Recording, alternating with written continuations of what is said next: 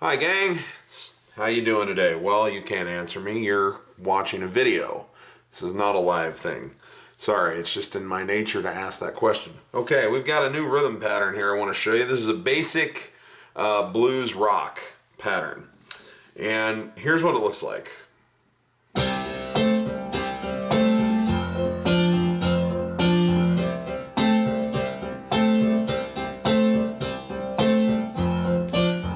Do is I'm going to focus on the right hand because this, like most of the rhythm patterns, if you've been watching Become Your Own Rhythm Section volumes 2, 3, and 4 in particular, you have learned that almost everything that you can do with your right hand you can apply over the top of the different bass patterns, whether you're in country or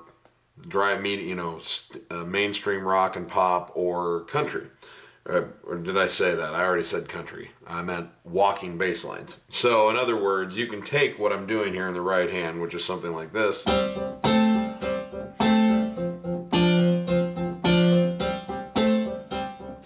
and you can put it over the mainstream rock pattern.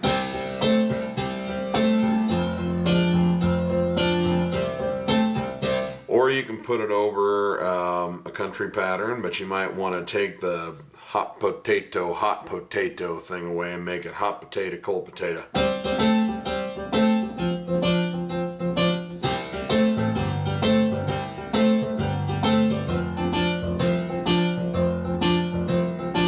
Or a walking bass line, like I said.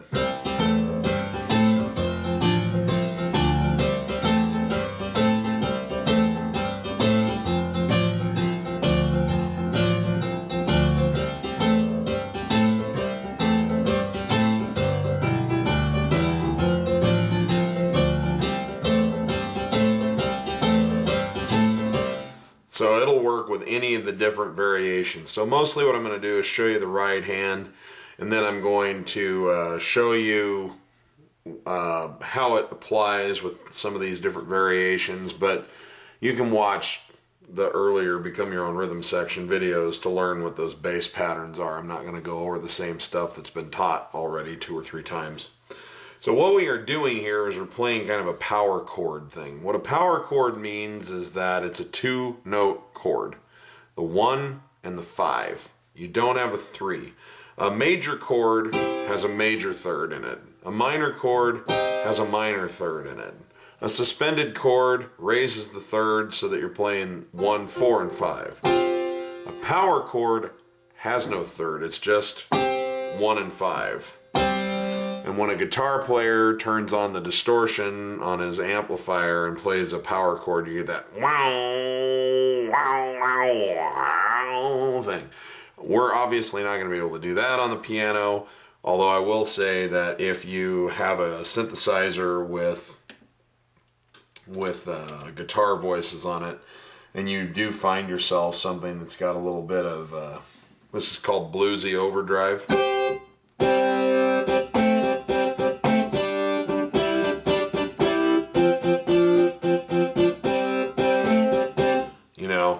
You can play these power chords with it, and it'll be a little bit more, it will certainly be a little bit more authentic than some things that you could do with it, especially if you can find something with real distortion, which I'd have to change all kinds of settings to get that. But that's what guitar players play, is power chords in a lot of things. Like if you're familiar with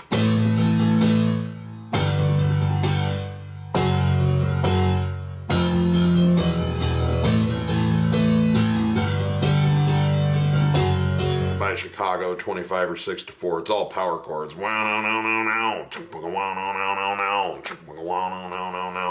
So it's very powerful, just the 1 and the 5.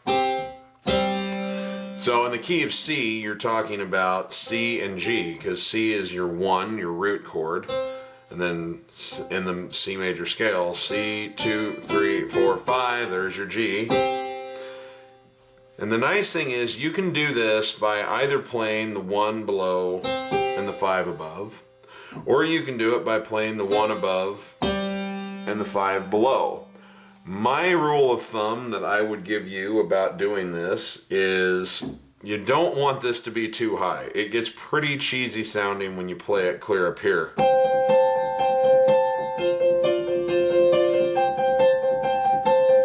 So I would say that I would try to keep everything as close to middle C as possible. I'd try to keep your highest note as close to middle C as possible when you're doing this technique. So for instance, when I'm playing in the key of C and I'm using this, I try to play it like so, with middle C on top and G below. And then when I move to F, then I tend to put F, which is the root of that chord, below, and middle C, which is the 5, above. And in G, I come here, rather than being here and then come up here. Because the farther you get up above middle C, the cheesier it starts to sound.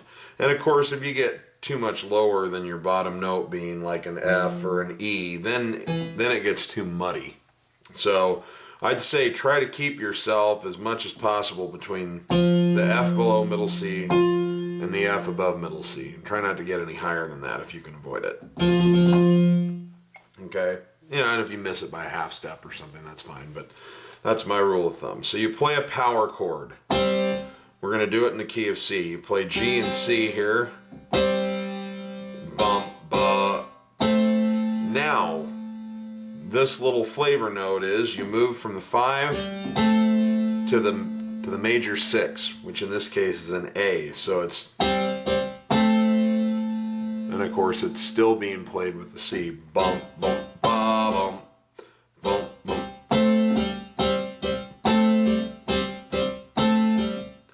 Bump, bump, bottom. Now notice I'm not going bump, bump, bump, bump. You can do that. You can come down on both fingers, but bump, bump, bump, bump, bump, bump. That's a little bit choppy. So what I like to do is play these two notes together, bump, bump, bump, and just hold it with my pinky, bump, bump, bottom.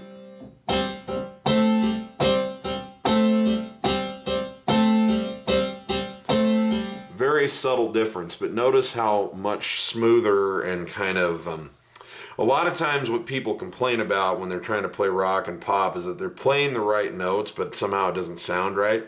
It's little things like this that give you that authenticity of feel and create that energy around you that makes it sound right. So instead of being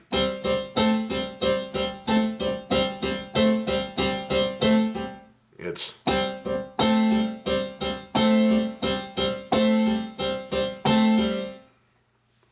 there's a legato-ness to it.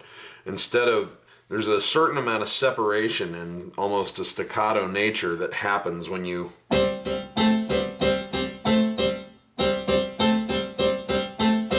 but when you bump, bump, bottom,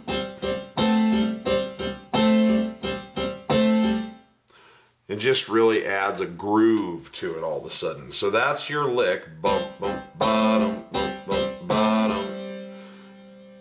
So let's take a look at it in some different keys here, okay? So that you can see where the optimal place to play it would be in each key. So in C, obviously I would be here whenever possible. I would prefer not to, but I'll show you the variation would be to play it here. In other words, with C on the bottom and the 5 above, bump, bump. Same principle, bump, bump, legato, bump, bump, bottom, bump, hold. Okay. In D flat, you want to probably be down here would be ideal. The 5 of a D flat chord is an A flat. So you have D flat and A flat. The 6 is a B flat, so you're here.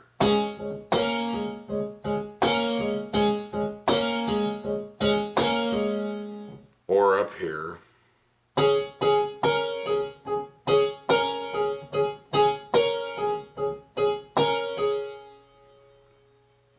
In D, your ideal placement is going to be right here, because remember, we want to try and stay as close to middle C as we can. So this is your ideal placement. and it's going to be D is your root note, the 5 is an A, and the 6 is a B. So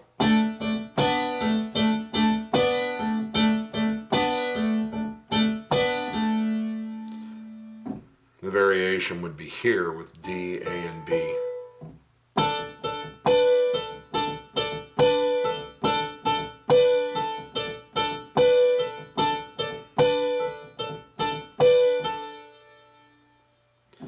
In E flat, your ideal placement will be here with an E flat, then B flat is your 5, C is your 6.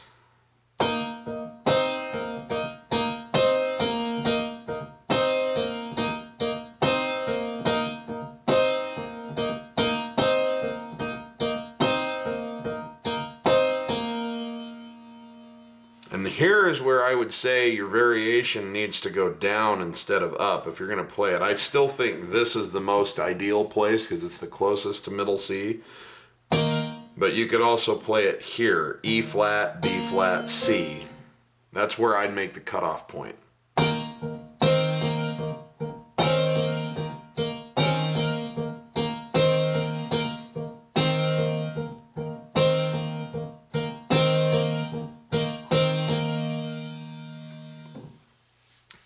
Now in E, again, here's your kind of ideal placement. E is your tonic, B is your 5, C sharp is your 6.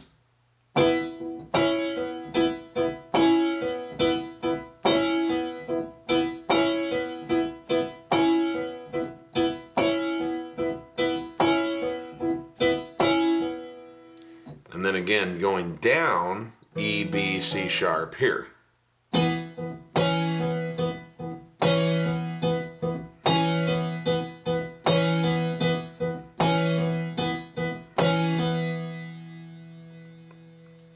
Now, in F, I would not consider this your ideal placement. Your ideal placement for F is going to be here in this inversion, because this is what keeps us the closest to middle C, and it keeps us to a place where it's not as cheesy sounding. Because up here, it's okay, but it's starting to get a little bit high. So I'll show it to you here. F is your tonic, C is your 5, D is your 6.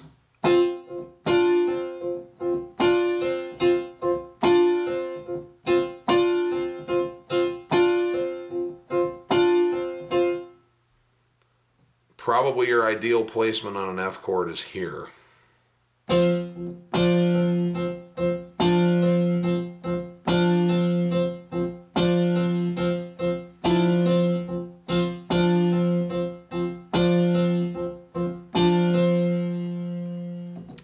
Okay, F sharp or G flat. I like to think of it as G flat, so that's what I'm going to call it, but, you know, potato, potato, okay?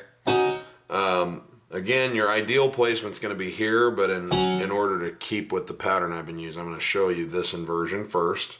So G flat is your tonic, D flat is your 5, E flat is your 6.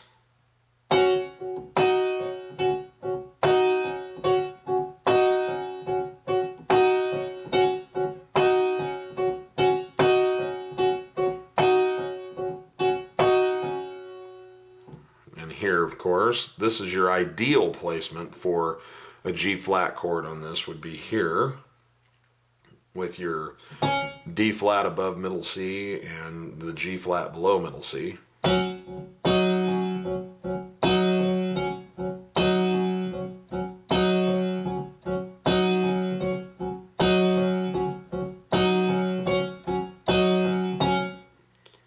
Okay, now in G, I'm going to show you this one first, but again, the ideal placement is going to be down here in that inversion. But G is your tonic, D natural is your 5, E is your 6.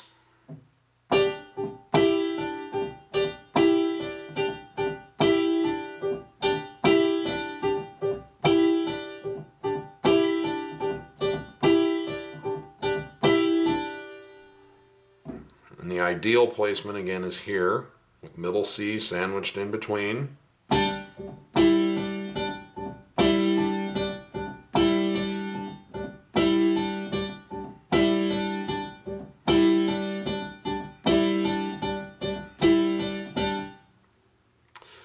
Now in A flat, this is the first one where I would actually say that your ideal position's here. But the second variation I'd use is actually down. I wouldn't go this far up. It's just a little too cheesy. Remember, we're trying to mirror a guitar player doing this, and I've never heard a guitar player play a power chord that's like clear up here very often. It's just not. The reason they call it power is it's got a little bass, you know? Manly, okay. So, A flat. I'm going to show you this pattern first because we've been doing this variation first. A flat is your tonic. E flat is your 5. F is your 6.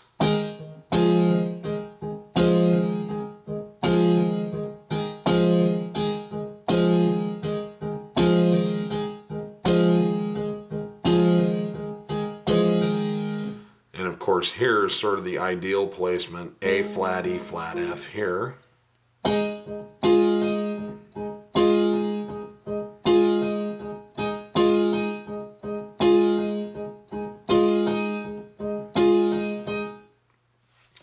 And then in A natural, again your ideal placement's here, but I'm going to show it to you here, and your secondary is going to be lower, not higher. So A is your tonic. E is your 5, F sharp is your 6. In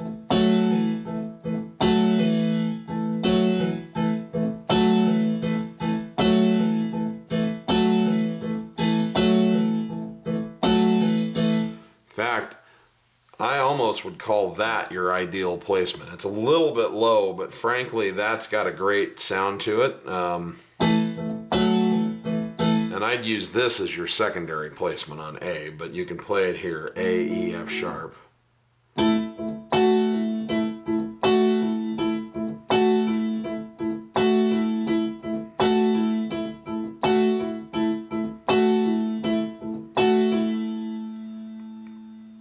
Now B flat, most certainly your primary placement's going to be down low like this. B flat is your tonic, F is your 5, G is the 6.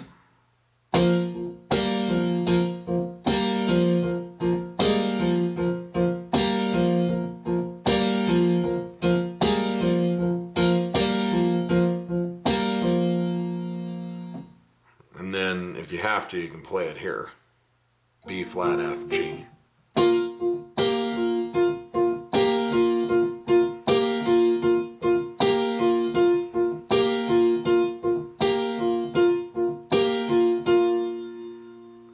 And then finally, B natural, your primary placement's going to be here. B is your tonic, F sharp is your 5, G sharp is your 6.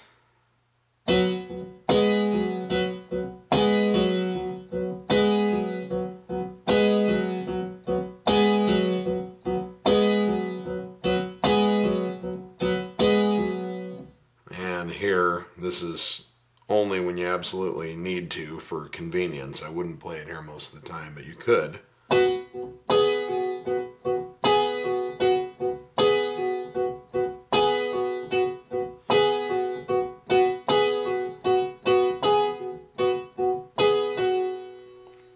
Okay, so again, now that you know where the notes are for each of those, remember that you can use your hot potato and hot potato test on them. So hot potato, of course, is hot potato,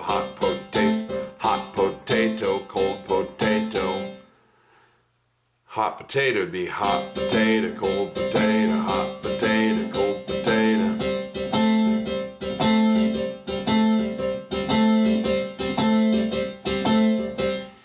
And you can put this, you're going to want to use the straight-laced hot potato on things like this. Hot potato, cold potato, hot potato, cold potato.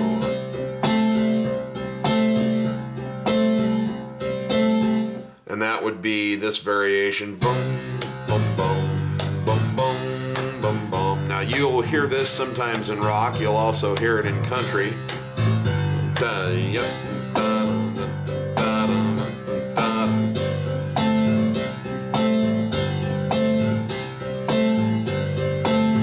So in rock, you're going to hear that you can use this for things like, we've been running out on the road, I've been down before, you know, big old jet airline, don't carry me too far away, big old jet airline, it's here that I've got to stay.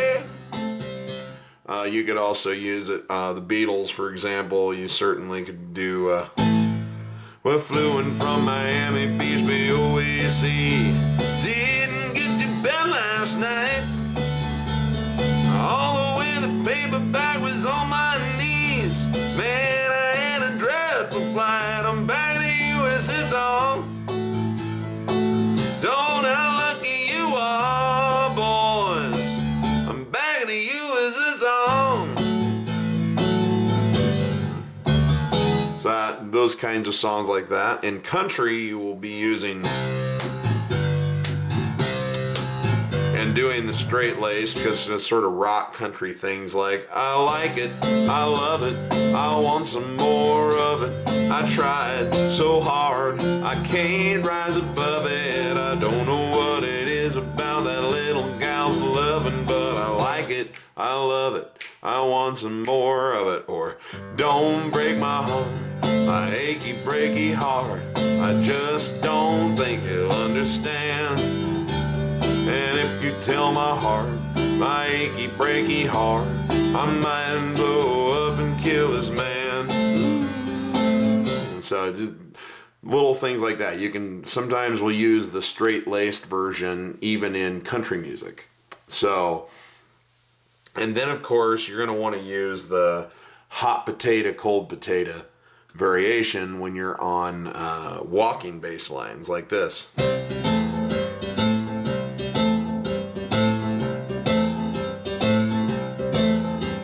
Bless my soul, what's wrong with me? I'm itching like a man on a fuzzy dream. I'm in love, I'm all shook up, boy. Oh, yeah. So that's a real useful pattern in all of those old 50s things, which you can also substitute just, that's fine too, but you can put that into just about anything. It's kind of a boogie woogie pattern. You're going to want to use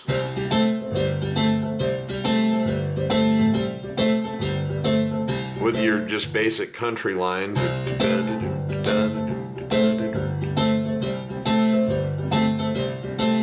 Hey, hey, good looking. What you got cooking? How's about cooking something up with me? So it can be used in those kinds of ways as well. So that's the most important thing, is that you can put just about any bass line on that I've taught in any of the previous Become Your Own Rhythm section videos. The question is it what you want? It's not so much that there's a right or a wrong way to play all these, because there's multiple rhythm patterns that could be used for a lot of songs. The question becomes, which variation do you like the best? So try them. This pattern I'm teaching you right now will work fine on just about anything that you're playing the straight quarter note chord on. So, or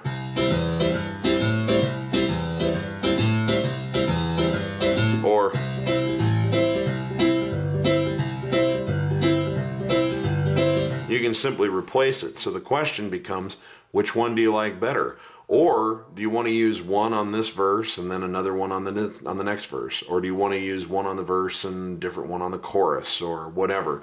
That's where you get to start being a little bit more creative yourself. So that's where music gets really exciting. But essentially, you're going to be, if you want to practice your independence with your hands, you just need to remember that this is a hot potato, cold potato hand. So it's 1 and 2 and 3 and 4 and 1 and 2 and 3 and 4 and going on over here, or 1 and 2 and 3 and 4. Hot potato, cold potato, hot potato, cold potato, 1, 2. Hot, tate, cold, tate, hot, tate, cold, tate. That's for your walking pattern. Hot, tate, cold, tate, hot, tate, cold, tate with the left hand, and hot potato, cold potato, hot potato, cold potato. You know, and then you've got potato, cold potato, toe hot, toe cold, toe hot, toe cold, toe hot, toe cold. For the straight rhythm section, or for the straight rock pattern, you just have hot, toe cold, toe hot, toe cold, toe hot, hot potato, cold potato, hot potato, cold potato, hot potato, cold potato, hot potato, cold potato, hot potato, cold potato, hot. Pretty similar to things that we've studied before in there. If you look back in Become Your Own Rhythm section, volume 3 and 4 and 2, all 3 of those videos are loaded with stuff, and this will exactly mirror those clapping exercises you can use to help figure out the independence on your hands. I don't want to reteach it every time we do a new rhythm pattern, but so this is a very useful thing. Just a lot of fun. There's a lot of different kinds of songs that you can play this over the top of, and it gives you a little bit of variety. So hope you enjoy using it, and as always, if I come up with a better way to teach it, I will add it. But for right now, this is the best idea I've come up with. So I'm going to get out of here, but remember, you're not having fun when you're making music. You're doing it wrong, and I'll see you on the next one.